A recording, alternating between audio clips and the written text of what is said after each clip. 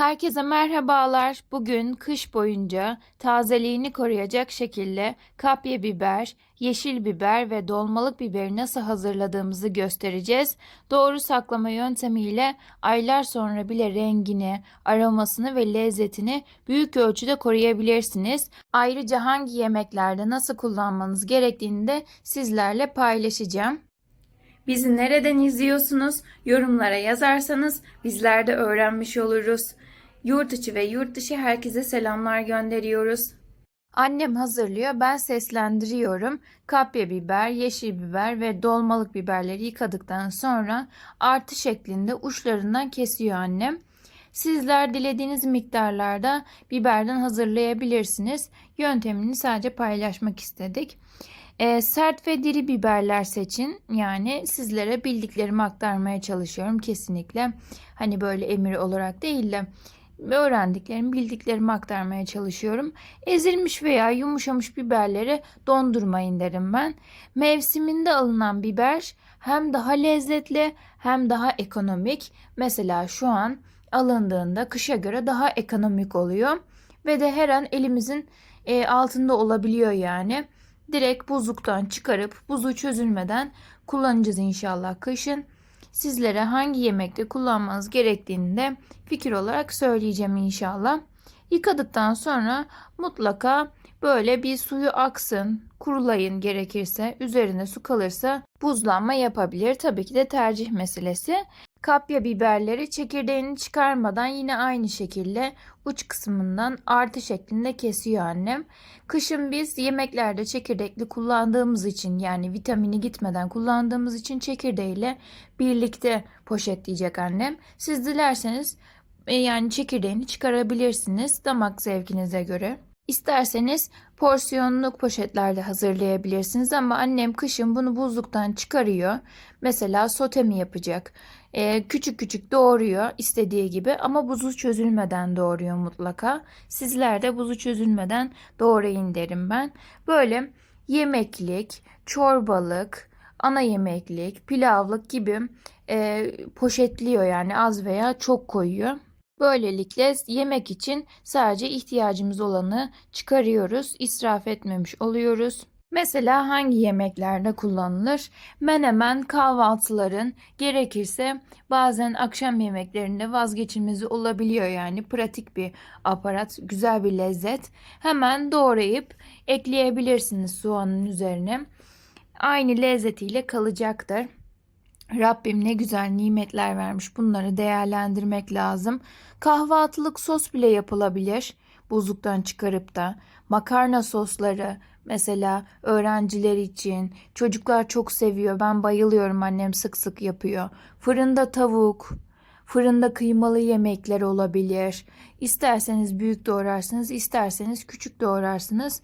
Saklayınca böyle çok güzel oluyor. Mesela annem 2 biber, bir kapya biber koyuyor ve şöyle ağızlarını kapatıp buzluğumuza veya derin dondurucumuza atacak inşallah. Et sotede kullanabilirsiniz. Sebze yemeklerinde. Yeşil biber de aynı şekilde kavurmada, et sotede. Kuru fasulye de kullananlar da oluyormuş ama biz kullanmıyoruz. Yani sizlere fikir olsun. Sonrasında aklıma ne gelirse omlet olabilir mesela. Ben omleti sebzeli seviyorum, annem o şekilde yapıyor.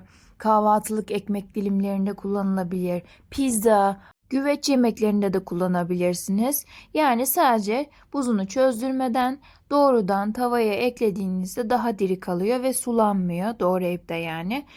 Buzlu olunca doğraması zor değil. Kesinlikle emin olabilirsiniz. Çok kolay bir şekilde doğranabiliyor. Derin dondurucuda yaklaşık 1 yıl, 2 yıl kalabilir yani. Bizim hala dondurucumuzda olabiliyor önceden yaptıklarımız. Bunları da buzluğumuza, derin dondurucumuza atacağız inşallah. Geçenlerde bir yorum gelmişti. Kabak saklama yöntemiyle ilgili. Siz bunları yapıyorsunuz. Herkesin derin dondurucusu olmayabilir. Çapıta dönecek diye bir yorum okudum.